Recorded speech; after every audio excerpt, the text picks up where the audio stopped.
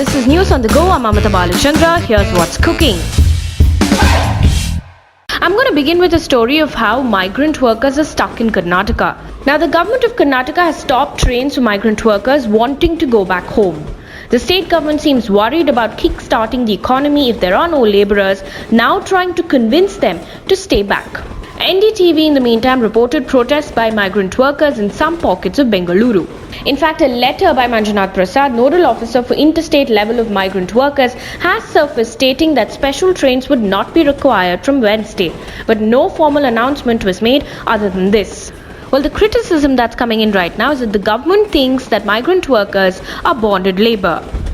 Here's another important story. The government has now clarified Aarogya Setu application is safe. Now let me tell you what happened. Yesterday, French ethical hacker Elliot Anderson raised concerns saying a security issue has been found with Aarogya Setu application and that the privacy of 90 million people is at stake.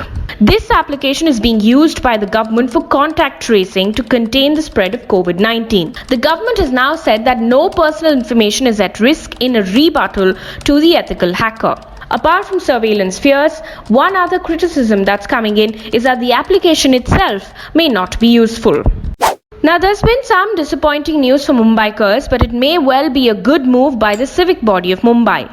In a late-night order by BMC, liquor shops have been shut again in Maximum City.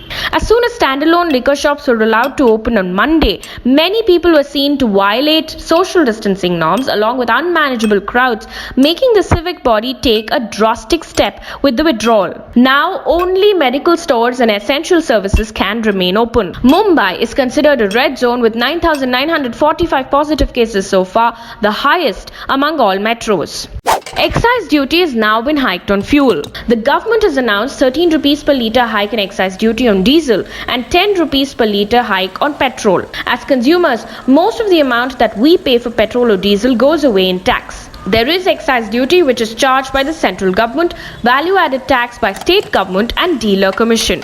But Press Trust of India has reported that oil companies will absorb that hike and hence retail prices or the prices that you pay will not be impacted and will remain the same. Kashmir's most wanted terrorist has been killed. Riaz Naiku, who was on the run for 8 years, has been killed in an encounter in Kashmir's Pulwama district. He was the commander of terror group Hizbul Mujahideen and was wanted in 11 terror-related cases. Admin of boys' locker room has now been held. Well, we told you yesterday about this horrific story from Delhi where a group of boys as young as 16 and 17 formed an Instagram chat where they discussed girls' body parts and indulged in disgusting conversations. After arresting a 15-year-old, the police have now taken the admin into custody according to a report by the Hindustan Times. This has now opened up conversation about how boys will be boys cannot be an excuse. Well, the race is on for coronavirus vaccine even as Arab News reported that Italy claims to have developed the first COVID-19 vaccine.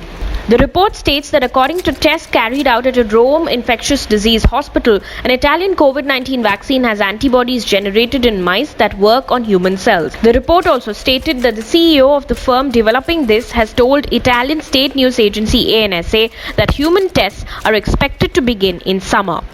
On that note, this is Amitha signing off. Stay home, stay safe.